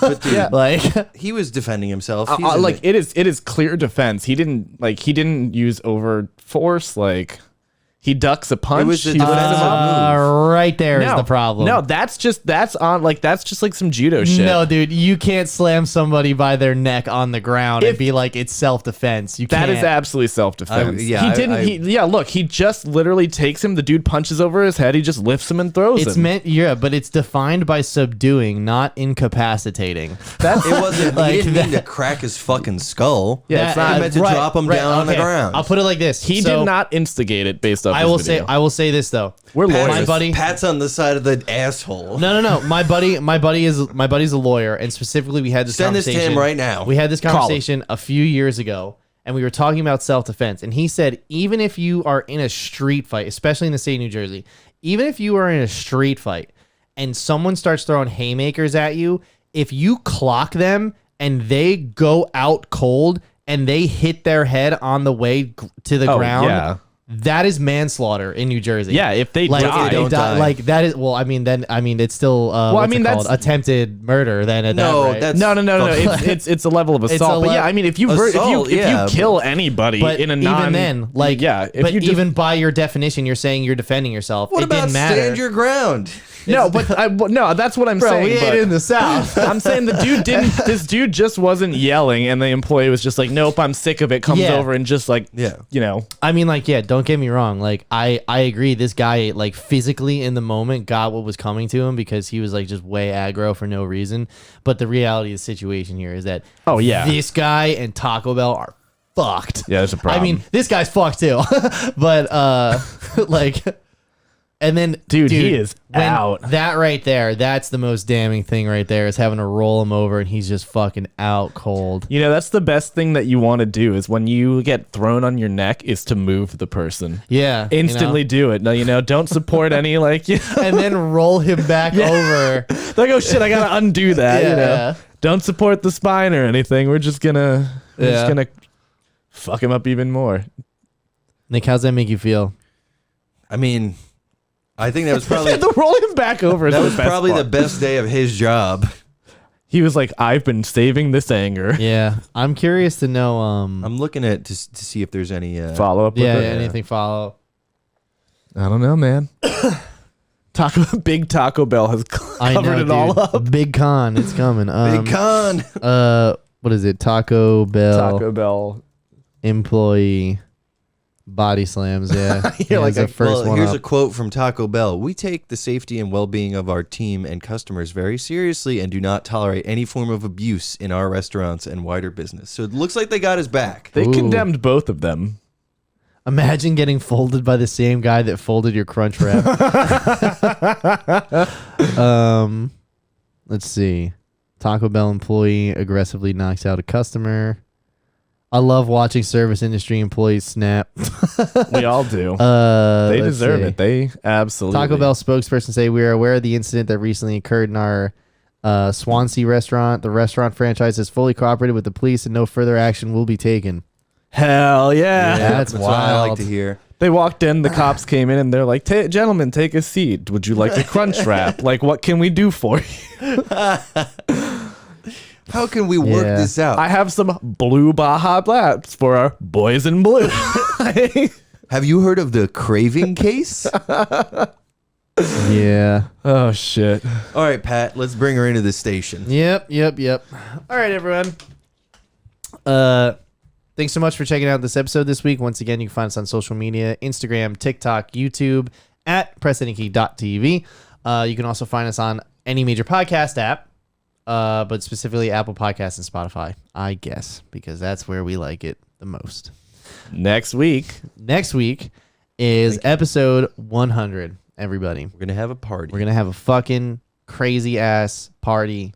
It's going to get wild. Akio bitches. All right. It's going to be sick. All right. So yeah, we'll see you then. Bye.